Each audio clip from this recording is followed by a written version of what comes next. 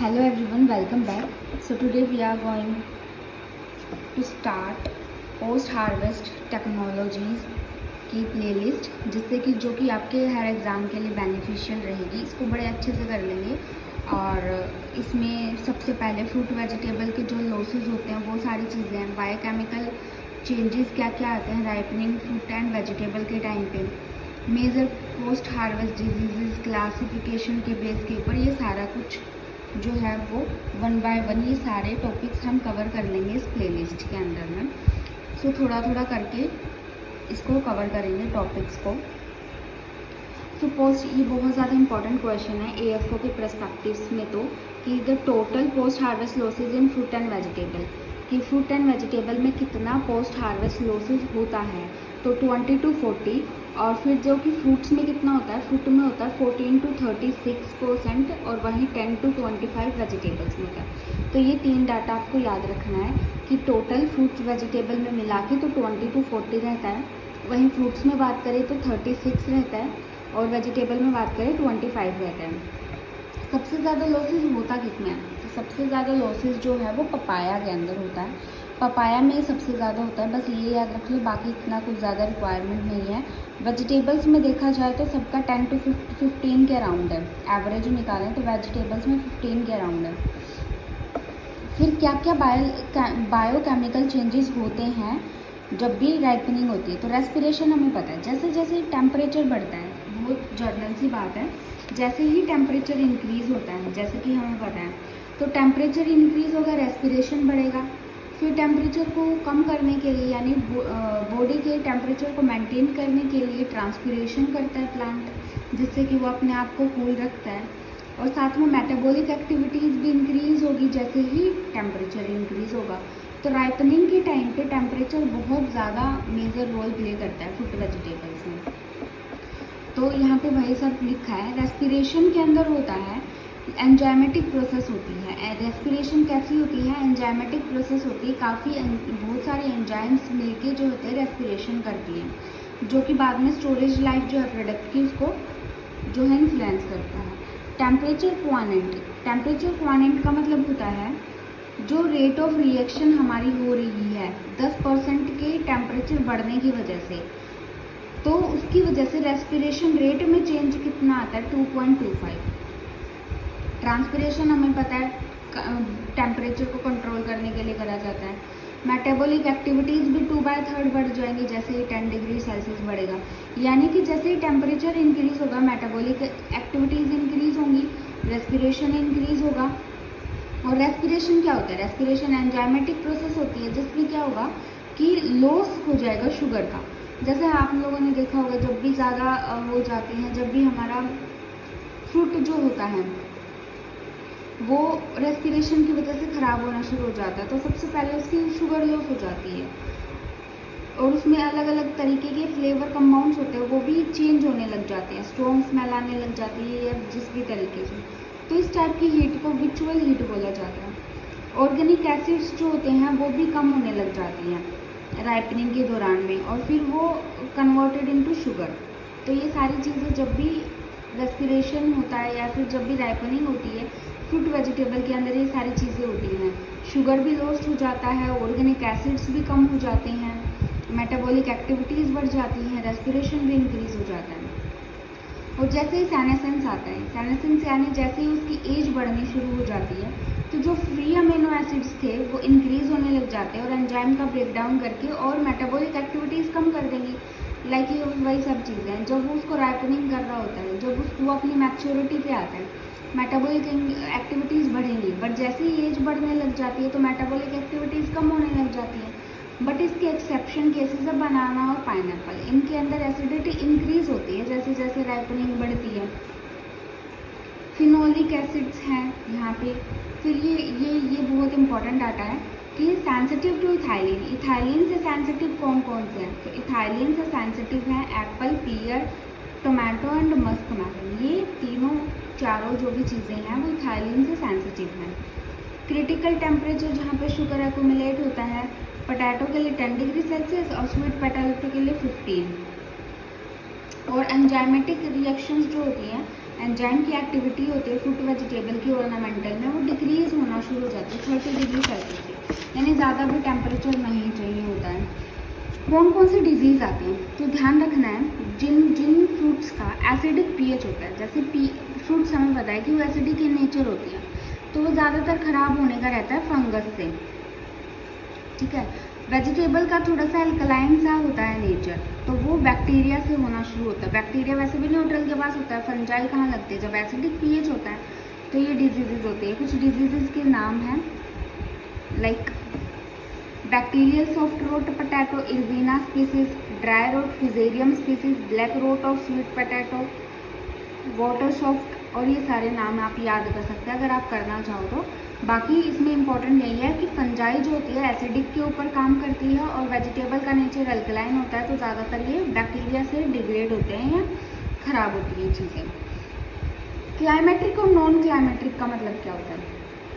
Climacteric fruits वो होते हैं जो कि प्लांट से उतरने के बाद भी, यानी प्लांट से उनको हटाने के बाद भी उनके अंदर कार्बन डाइऑक्साइड और इथाइलिन का प्रोडक्शन होता ही रहता है, तो वो क्लाइमेट्रिक होते हैं। वहीं पर नॉन क्लाइमेट्रिक वो होते हैं जिनके प्लांट से हटाने के बाद CO2 इथाइलिन का अकोमोलेशन नहीं होता, जब तक वो प्लांट के ऊपर रहेंगे तब तक होता है और तब तक ही वो राइपन होते हैं।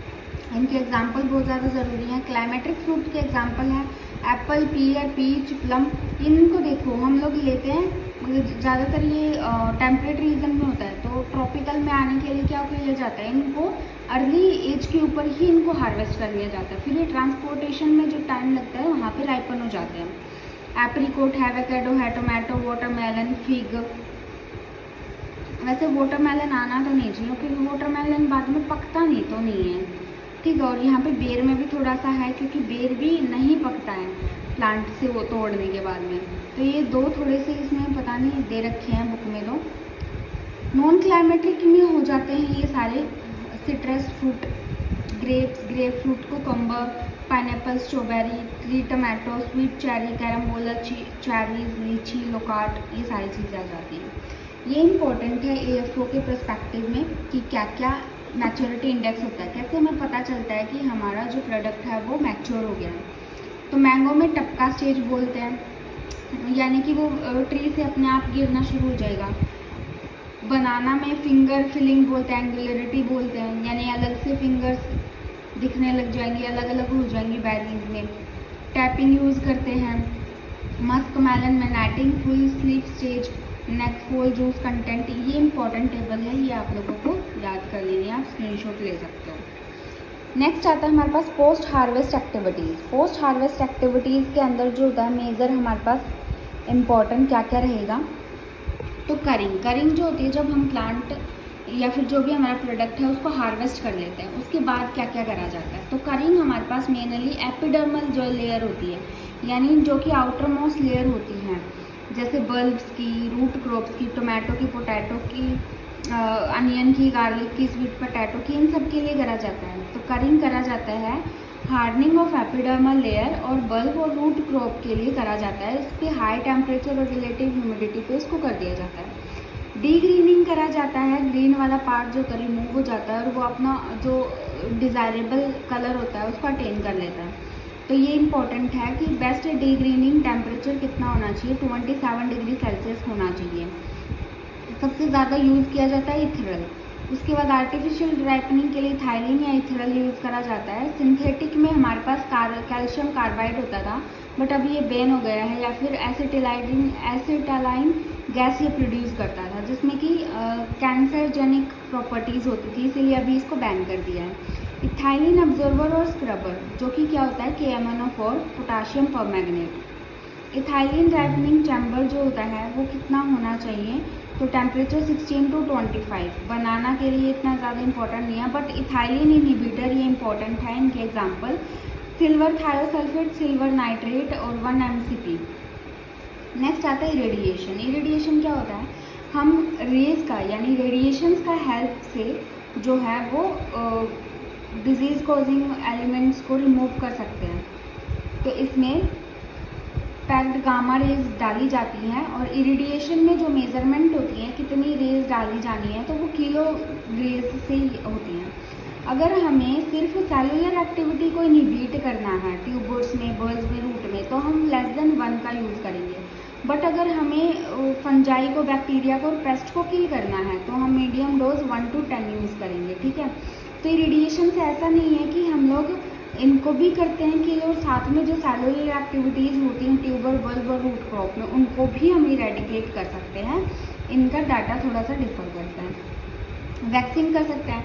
अगर हमें बहुत टाइम तक, वैक्सीन देखी होगी ना, कई बार शाइनिंग आ जाती है प्लांट्स की फ्रूट के ऊपर, तो स्टोरेज वैक्स होती है, जबकि हमें तभी की तभी मार्केट में नहीं भेजना, थोड़े टाइम के लिए स्टोर करके रखना है। उसके बाद जब उसका सीज़न, फिर जब भी उसका प्राइस आएगी, जैसे भी हमारी इच्छा रहेगी, हमें तब निकालना है, तब हम स्टोरेज वैक्स कर देंगे। पैक आउट वैक्स होती है, जबकि हमें अभी इमीडिएटली निकालना है। अगर हमने स्टोर कर लिया तो हमें वो ख़राब हो सकती हैं चीज़ें। हाई शाइन वैक्स हो जाता है, जो कि मार्केट डिमांड बढ़ा देता है। फ्रुक्टोज यूज़ करा जाता है, वैक्सोल है, टोल प्रोलोंग है। तो ये सारे के सारे वैक्सीज के नाम हैं, दिए गए हैं यहाँ पे। नेक्स्ट आता है हमारे पास प्री कूलिंग का मतलब होता है कि हम जो प्रोडक्ट है हमारे पास, मेनली इसमें ओकरा और ग्रीन गार्डन पी के अंदर ये करा जाता है। तो जो इनकी फील्ड हीट थी उसको रिमूव कर दिया जाता है। तो इसके दो चीज़ें होती हैं कि या तो 24 घंटे के अंदर कर लो कि भैया हम फील्ड से ले आए 24 घंटे के अंदर। बट अगर कोई ऐसा चीज़ है जो कि बहुत ज़्यादा जल्दी ख़राब हो जाता है हार्वेस्ट करने के बाद, तो उसको 2 से 3 आवर के अंदर ही कर दो। ट्रॉपिकल सब ट्रॉपिकल फ्रूट्स में तो 13 डिग्री सेल्सियस पे करा जाता है। वहीं अगर टेम्परेट फ्रूट्स होते हैं ना, उनको 5 डिग्री सेल्सियस के ऊपर प्री कूलिंग करी जाती है। यहाँ पे 2 टाइप की कोल्ड एयर होती है, रूम कूलिंग और फोर्स्ड एयर कूलिंग। तो सबसे ज़्यादा मोस्ट कॉमनली तो रूम कूलिंग ही यूज़ करा जाता है। बट रैपिड मेथड कौन सा होता है कूलिंग का? हाइड्रो कूलिंग होता है। ये बहुत इंपॉर्टेंट पॉइंट्स हैं एग्ज़ाम पॉइंट ऑफ व्यू से। फिर डायरेक्ट आइसिंग भी कर सकते हैं, प्रोड्यूस भी करा रहे हैं, एवोपरेटिंग वैक्यूम कूलिंग भी करा सकते हैं। फोर्स्ड एयर कूलिंग, ये बहुत इंपॉर्टेंट क्वेश्चन है, आया भी है काफ़ी एग्जाम्स में। फोर्स्ड एयर कूलिंग मेथड जो कि हम ज़्यादातर ग्रेप्स में, बेरीज में, स्टेम वेजिटेबल्स में, लीफी वेजिटेबल्स में करे जाते हैं। तो ये फोर्स्ड एयर कूलिंग होते हैं। फोर्स्ड एयर कूलिंग बहुत ज़्यादा यूज़ करी जाती है। पैक्ड आइसिंग कहाँ करेंगे? पैक्ड आइसिंग करेंगे हम जहाँ पे रबी की जो वेजिटेबल्स हैं, लाइक ब्रोकली है, ब्रसल्स है, या फिर स्टेम और रूट में। वैक्यूम कूलिंग हम लीफी वेजिटेबल्स में करेंगे, ये क्वेश्चन भी आया है। फोर्स्ड एयर कूलिंग भी लीफी वेजिटेबल में और वैक्यूम कूलिंग भी। और फिर इसमें इतना कुछ नहीं है। पैकिंग टेक्निक देख लो। अभी पैकिंग टेक्निक के लिए क्या हो रहा है, अभी आजकल मॉडिफाइड एटमॉस्फेयर पैकेजिंग जो होती है वो चल रही है। तो इसमें प्लास्टिक फिल्म्स या प्लास्टिक के कंटेनर्स यूज़ करे जा रहे हैं। तो ओपेक पैकेजिंग करानी है तो पोटैटो में कराएंगे ताकि उसमें ग्रीनिंग ना हो, क्योंकि अगर हमने ग्रीन या ब्लैक कलर के पेपर में उसको कर दिया तो वो हीट एब्जॉर्ब कर लेगा और ग्रीनिंग हो जाती है। ग्रीनिंग क्या होती है? पोटैटो के अंदर टेम्परेचर के इंक्रीज़ होने की वजह से उसमें वापस से क्लोरोफिल सिंथेसिस होने लग जाता है। फिर है rate of respiration, her 10 degree Celsius के ऊपर ये इंक्रीज़ हो जाता है। कवरिंग कर देते हैं फ्रूट्स की। वैक्यूम पैकेजिंग हम किस में करते हैं? गवावा में। ये इंपॉर्टेंट हो जाता है, डायरेक्ट क्वेश्चन आ सकता है। वैक्यूम पैकेजिंग किस में होती है? गवावा में होती है। सील पैकेजिंग हम करते हैं सिट्रस, पोमोग्रेनेट, एप्पल, पीयर यानी टेम्परेट में, और साथ में सिट्रस और पोमोग्रेनेट में। पॉलीथाइलिन वगैरह हम यूज़ करते हैं मशरूम में। और साली ज़ारिकानेट लीफ शीट को हम नेचुरली यूज़ करेंगे। पैलेटाइजेशन क्या होता है? जब भी हमारे पास इंडिया में मोस्ट कॉमनली होता है, जब भी हमें पैकिंग वगैरह करनी होती है तो लॉस हो जाती है हमारे पास हैंडलिंग के दौरान पे, लोडिंग अनलोडिंग के दौरान पे। तो इस चीज़ को हटाने के लिए हम पैलेट सिस्टम का यूज़ कर सकते हैं। नेक्स्ट, अभी ये जो पोर्शन है वो हम नेक्स्ट वीडियो में करेंगे। तब तक के लिए हमारे पास ये टॉपिक कवर हो गए हैं। लाइक पोस्ट हार्वेस्ट लॉसेज हो गया है, बायोकेमिकल चेंजेस भी हो गए हैं, रेस्पिरेशन वगैरह जो हमने पढ़ा था टेम्परेचर राइज होने की वजह से। मेजर पोस्ट हार्वेस्ट डिजीज़ हो गई थी जो कि हमने देखा था फंजाई जो होती है एसिडिक पीएच पे अटैक करता है, जबकि बैक्टीरिया जो है न्यूट्रल के पास में करते हैं। क्लाइमेट्रिक और नॉन क्लाइमेट्रिक हमने कर लिया। मैच्योरिटी इंडेक्सेस हमने पढ़ लिया। पोस्ट हार्वेस्ट प्रैक्टिसेस हमने कर ली, जिसमें कि करिंग था, वैक्सिंग था, पैकेजिंग टेक्निक थी जिसमें कि हमने प्लास्टिक का यूज़ किया था, जैसे वैक्यूम वाला गवावा में करा था, सील पैकेजिंग एप्पल में, सिट्रस में, पोमोग्रेनेट में करी थी। ड्री ग्रीनिंग हमने पोटैटो में करी है, प्री कूलिंग और इसके मेथड करे हैं, रूम कूलिंग करा है, हाइड्रो कूलिंग करा है, तो ये सारा कुछ हो गया। अभी हमारे पास एक पोर्शन जो था मेजर वो कंप्लीट हो गया। नेक्स्ट रहता है फ्रूट क्रॉप के लिए, वेजिटेबल क्रॉप के लिए, फ्लावर क्रॉप के लिए। तो ये हम नेक्स्ट की वीडियोज़ में कर लेंगे complete. Thank you so much.